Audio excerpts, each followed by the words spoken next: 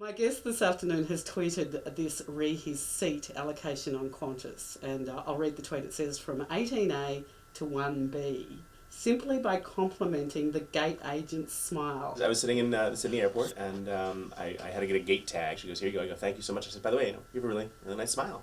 She goes, thank you. Let me see your ticket. I go, there you go. She goes, oh, I can unblock some of these seats. And 2 seconds later, I was in the front row. I quoted the old saying, nice guys finish last. When did you decide to turn that on its head?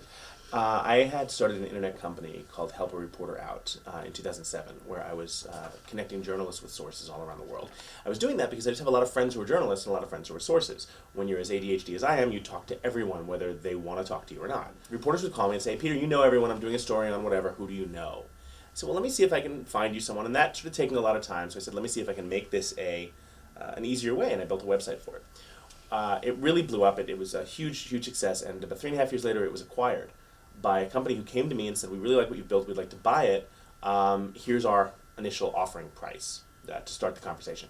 And it was one of those situations where I looked at the offering price and I said, okay, I'll have to think about this. And I hung up the phone or closed the door or whatever, and immediately just, giggled for like 3 hours because it was much more than I ever thought the company was worth. It turns out they had interviewed 500 of my current users.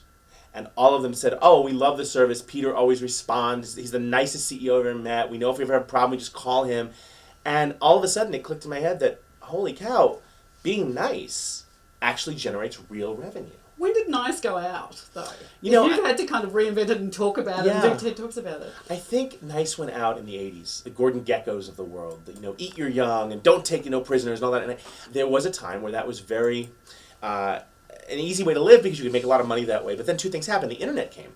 And when the internet arrived, the concept of information wanting to be free finally could be the case. So if information wants to be free, you can no longer lie. And the concept of being able to lie and get away with it, smile but stab in the back, disappeared. And the only true way now to generate revenue, is to be a decent company. And look, again, decent doesn't mean you give it all away. We're moving towards an experiential economy in the respect that the next 50 years, everyone you meet will be in your network automatically, and the experiences they have, good or bad, will direct you. Where do you want to have dinner? If you go to Google Maps right now and you type in show me steakhouses, the first thing they'll show you, if anyone in your network has ever been to a steakhouse and posted an Instagram or a tweet about that steakhouse and it was positive, they'll show you that one first. How do you differentiate between they just want our money, they're just doing nice?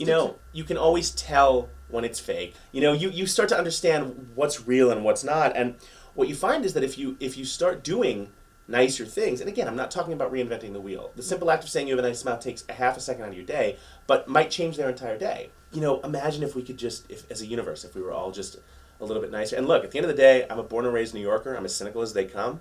There is a lot of financial incentive to do this as well, but the two don't have to be mutually exclusive. And Peter Shankman, as I said, is an author, entrepreneur, speaker, worldwide connector, and he is here as a special guest of the US Embassy in Canberra, his first visit to Canberra, so we welcome him.